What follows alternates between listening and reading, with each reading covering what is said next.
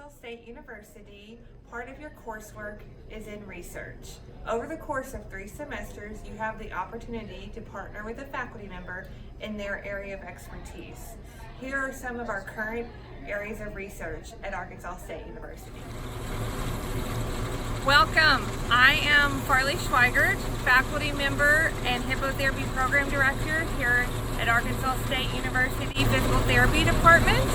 And I want to welcome you to the Roy Lee Aldridge Jr. Hippotherapy Center. We're here today at this great facility that we partner with the College of Agriculture on, and I would like to show you around.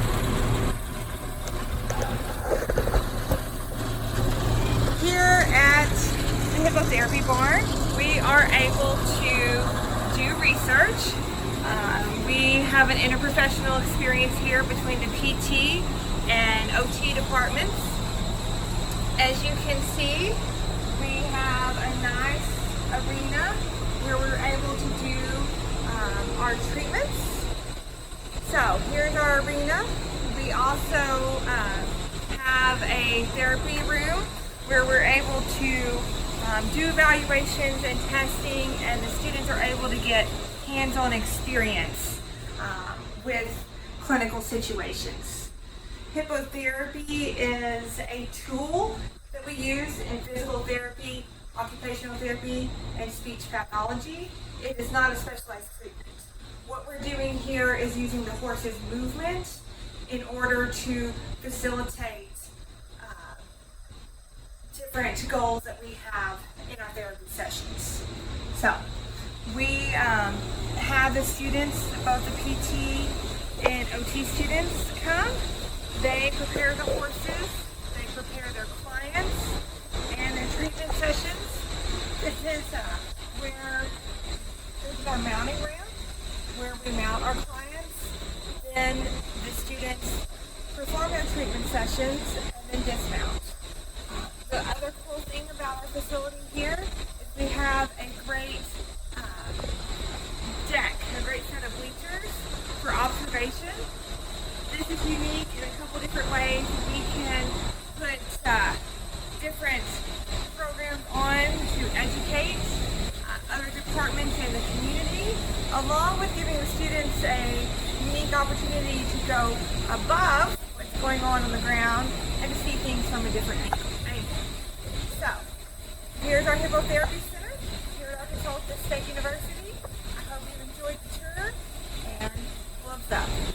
This is the scoliosis room that we use for research as well as more service learning opportunities.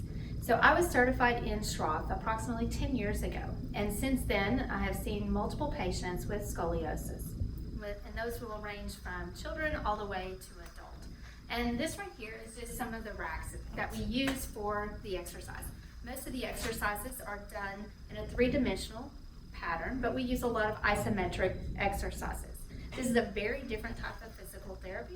It's still physical therapy because we use therapeutic exercise and neuromuscular re-education as the primary exercise components, but it's a little different because it's the whole body and not just the arm or the leg that you may be exercising.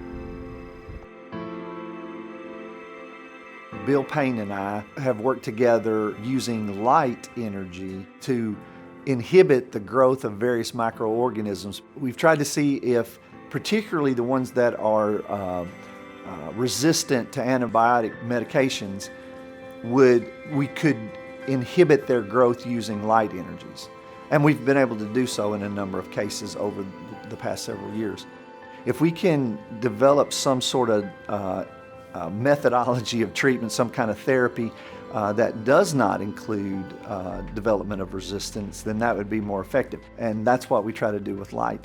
It's not that this is necessarily a brand new phenomenon. We've known for some period of time that light energy had various potentially positive effects on humans and some negative effects on microbes, but we've lately begun to understand the real scope of the effectiveness of light energy as a therapy, as a beneficial treatment.